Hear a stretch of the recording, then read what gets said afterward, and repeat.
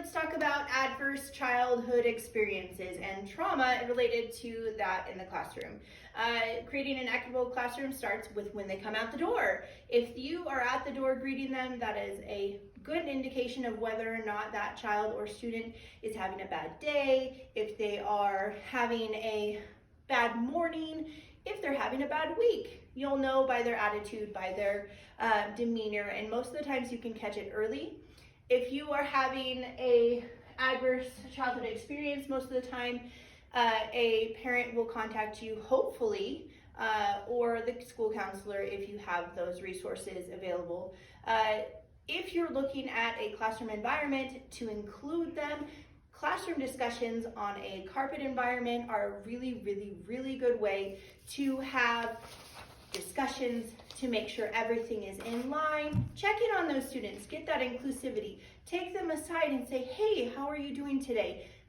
Make that time for them. And any event can really affect any student at any time, but when it's a really big event like suicide or abuse at home or a childhood trauma that had happened, usually between the ages of 0 and 17 is when these happen. My personal experience is my uncle committed suicide when I was 17. It was during homecoming week. It was terrible.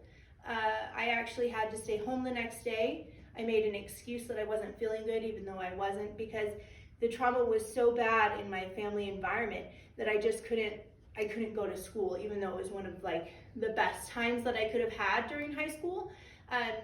So for me, somebody just checked on me, somebody just made sure that I was okay, made me feel better as a person, even though I wasn't directly influenced.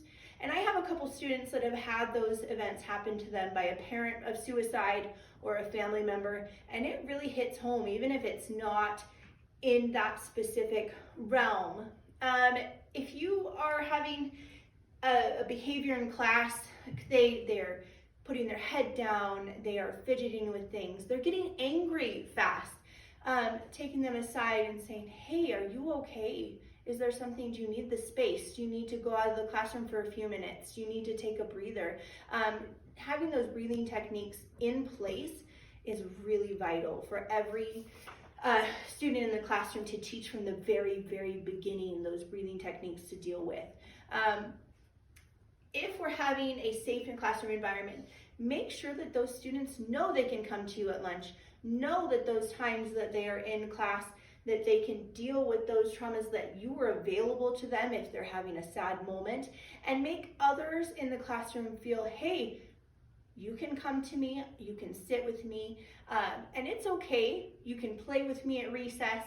I'm open to that. So anytime that one of the students wants me to sit with them for a few minutes, I'll do it. Because it's no problem for me to take a few minutes of my time to make their day better. If we're looking at all of the educators and all of the importance of the team that we have, it will happen in an environment of an email. You'll send an email or a counselor where we can have those meetings together about a certain student, and then we can discuss the best ways, maybe a check-in at the end of the day. Maybe a once a week you go to the counselor just to say, hey, we're thinking about you, it's amazing. We want to have those positive, safe interactions where you're positive and you're interacting with those students. And we also want to advocate for change within the classroom setting. So if you're having a classroom setting where the students are feeling inclusive and they're having the resources for those families, the communities, everything, we want to advocate for those, research those, send them out on Class Dojo, send them out from the counselor, discuss with your parents, community, counselors, school administration to get those resources in, because suicide and advocacy is really important.